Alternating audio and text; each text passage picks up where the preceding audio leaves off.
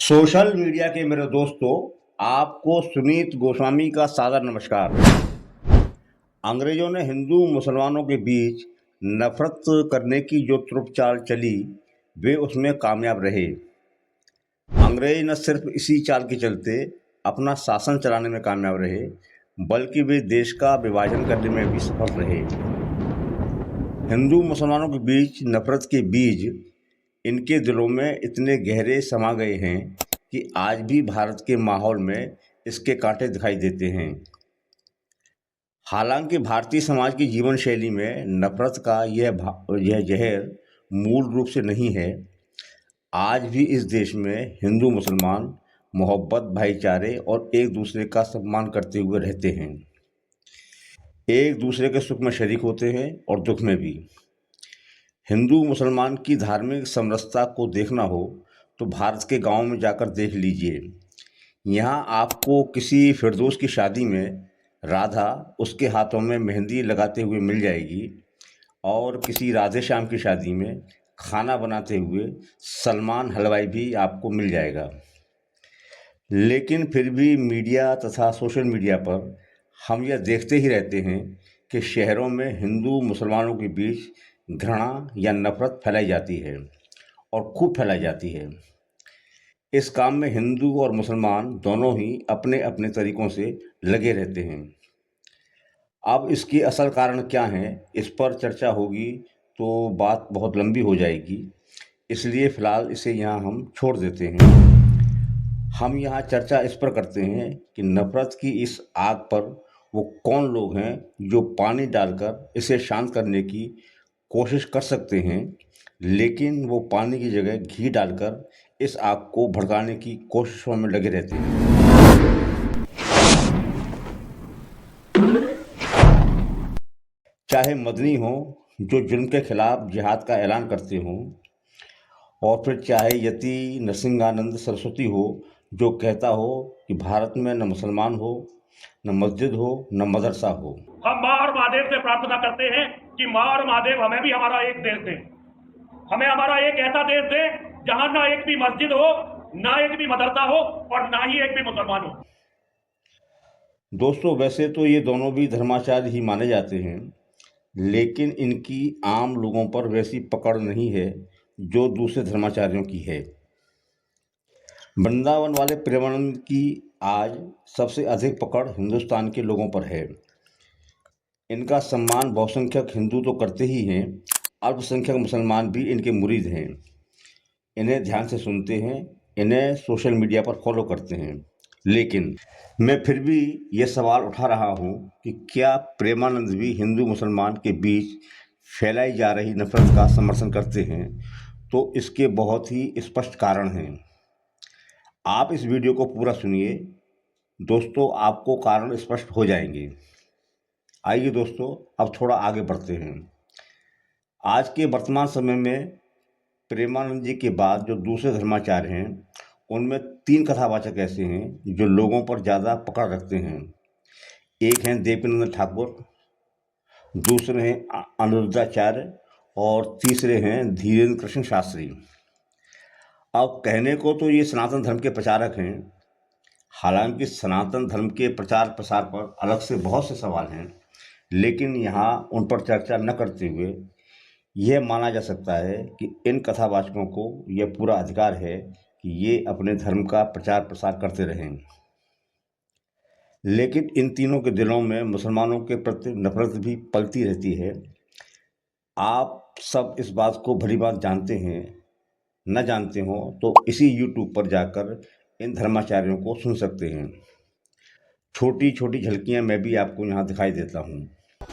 जो हमारी दीपावली पे दीप न जलाए, जो हमारी दीपावली पे राम राम कह के हमें बधाई न दे, हम उसकी ईद पे मुंह मुबारक करने की कोई जरूरत नहीं है। आपने मना। यूपी के पूर्व मुख्यमंत्री वो मेरे से कहते हैं कि आपका रास्ता अलग, मेरा रास्ता अलग। क्यों? क्योंकि मैंने उनके पूछे गए प्रश्न का उनके मन मुताबिक उत्तर नहीं दिया। मैंने वही उत्तर दिया जो सच है। सोचिए, वो नेता हमसे कह रहे हैं कि आपका रास्ता अलग, हमारा रास्ता। वो मुसलमानों से नहीं कहते कि तुम्हारा रास्ता अलग, हमारा रास्ता। वो देश को बहुत सी ताकतें गजवाए हिंद बनाना चाहती हैं, और बिहार के पागलों, हमारा एक ही सपना है, भगवाए हिंद होना चाहिए।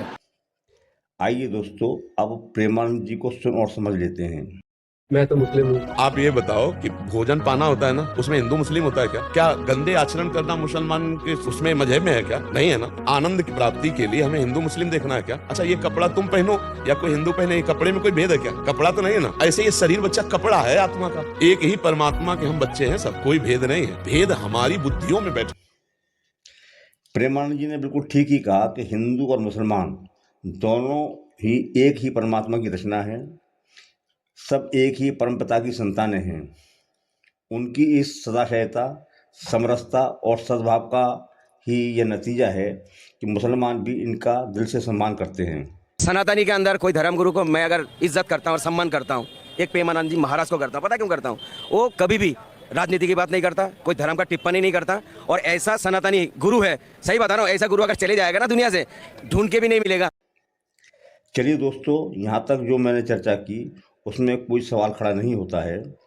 मेरा जो सवाल खड़ा होता है, इसके लिए मैं आपको 3 झलकियाँ और दिखाना चाहता हूँ।